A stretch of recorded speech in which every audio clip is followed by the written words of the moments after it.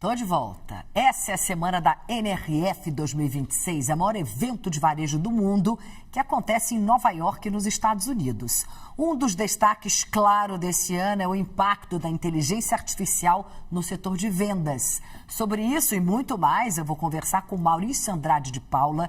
Ele é diretor da consultoria Capgemini Brasil e fala comigo direto de Nova York. Ele está acompanhando em loco. Maurício, boa noite. Obrigada por ter aceitado o nosso convite. Bom, Maurício, a IA chegou para ficar no varejo, evidentemente. Que novidades do uso da inteligência artificial pelo varejo você conheceu aí na NRF e que pode compartilhar com a gente? Vamos lá, Cris. Boa tarde aqui de Nova York.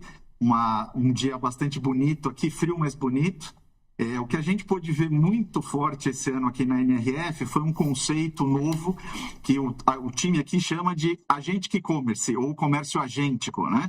Então, de alguma maneira, a inteligência artificial continua se aprofundando dentro da jornada de compra, né? Dentro da jornada de consumo, e agora ela não vai servir apenas para que as pessoas pesquisem produtos ou encontrem mais informações sobre os produtos. A partir de agora, essa inteligência artificial vai assumir um papel um pouco mais protagonista e, no limite, ela vai, inclusive, ser capaz de fazer compras em nossos nomes, né? Eu posso dar a ela ali alguma instrução, ela pode pesquisar para mim uma televisão com uma determinada característica, com um determinado preço, com uma determinada forma de entrega, prazo, e fazer essa compra por mim assim que ela encontrar todos esses parâmetros que eu passei para ela.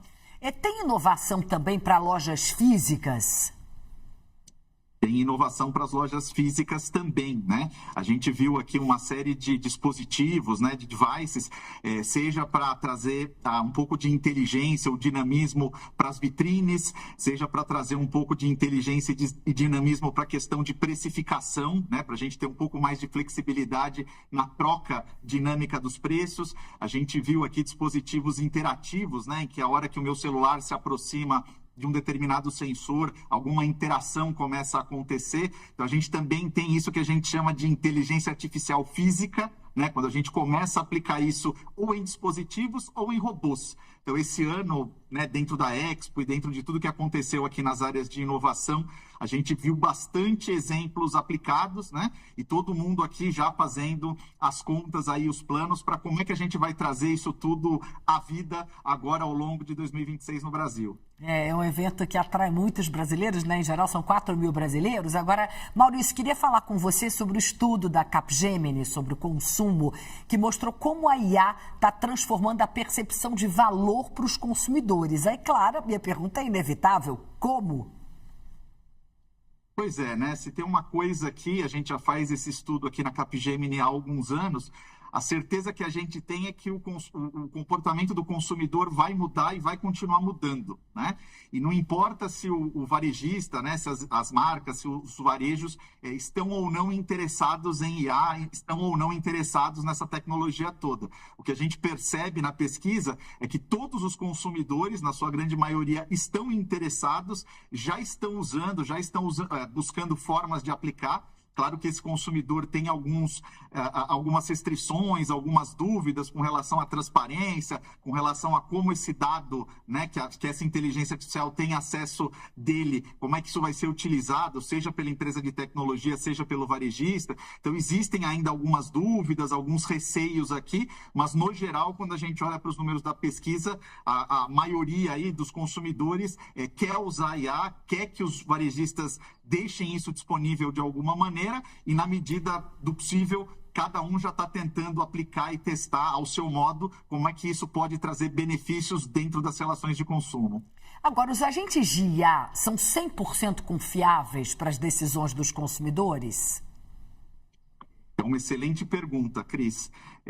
Eu diria que eles são confiáveis, mas para eles serem absolutamente confiáveis, é super importante que exista uma coisa chamada governança, né? Então, a gente precisa ter controle, a gente precisa acompanhar. Então, o agente de IA, ele não existe e não sobrevive, não vive sozinho, né? Existem N outros sistemas e existe muita gente, a gente fala tanto de IA e máquinas, etc., mas tem muita gente boa aqui nos bastidores acompanhando essas IAs, acompanhando esses agentes, entendendo o que eles estão fazendo e como eles estão fazendo, para que eles não cometam erros ou não alucinem, como a gente costuma dizer tecnicamente, né? Então, tem muita estrutura aqui na cozinha, né, nos bastidores, para que tudo isso funcione bem e para que o consumidor possa, de fato, confiar e possa usar sem nenhuma preocupação. Como é que foi esse processo de incorporação das ferramentas de IA pelo varejo? É algo ainda restrito aos grandes marketplaces ou lojistas de menor porte já usam IA, Maurício? Boa pergunta.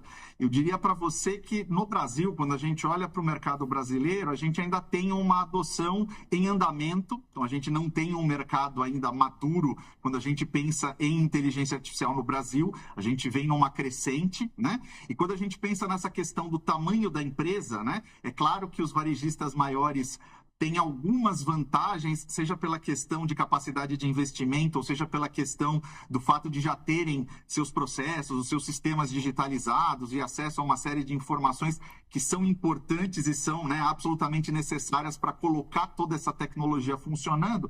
Mas eu diria para você que o que ficou muito claro na NRF esse ano é que esse acesso ele é mais democrático agora à tecnologia. E por que eu digo isso? Porque as Big Techs, elas pensam nesse assunto como plataformas. Então, independente de eu ser um grande grupo varejista no Brasil, ou eu ser a lojinha do Maurício, a lojinha do Maurício também pode ter acesso a essas plataformas e, de alguma maneira, pode se utilizar disso. Talvez o melhor exemplo no Brasil seja o WhatsApp, né? Então, não importa se você é uma empresa muito grande ou uma empresa muito pequena no Brasil, todas as empresas, todos os varejistas, de alguma maneira, já se relacionam com seus clientes pelo WhatsApp, já fazem vendas, já fazem devoluções, já fazem processos de varejo dentro do WhatsApp, independente de tamanho, né? Óbvio, com restrições, com, né, alguns mais automatizados, outros menos. Isso tem a ver com as capacidades de investimento em ferramentas, mas o ponto é que, como o WhatsApp é uma plataforma e está disponível para todo mundo, quem tem interesse em fazer negócios através do WhatsApp, por exemplo, no Brasil, consegue sem nenhum problema. Sem dúvida nenhuma. A NRF, a gente sabe, costuma pautar os principais movimentos do varejo global. É o maior evento do varejo do mundo. Queria saber, além da IA, o que mais você destaca na edição desse ano? E aproveitando que você falou um pouco de Brasil, quero me aprofundar. Quais são as tendências que podem chegar logo no nosso país? Muito bom. Acho que uma coisa, esse ano que foi uma novidade na NRF, foi um evento paralelo que aconteceu num hotel do Times Square, chamado NRF Rev. Então, era uma NRF paralela focada nas questões de logística. Então, é importante a gente lembrar que quando a gente está falando de varejo, a gente está falando de um negócio de distribuição de mercadorias, e falar da logística, falar da cadeia de abastecimento, falar de transporte, falar de tudo isso é absolutamente necessário, e a inteligência artificial também pode ajudar muito dentro desses processos, trazendo uma série aí de benefícios, de inteligências, de, né, economias. Então, a gente teve praticamente uma segunda NRF acontecendo em paralelo, mas com um foco muito grande nessas questões relacionadas aí à logística. Acho que isso foi um ponto importante, né, diferente dentro desse ano.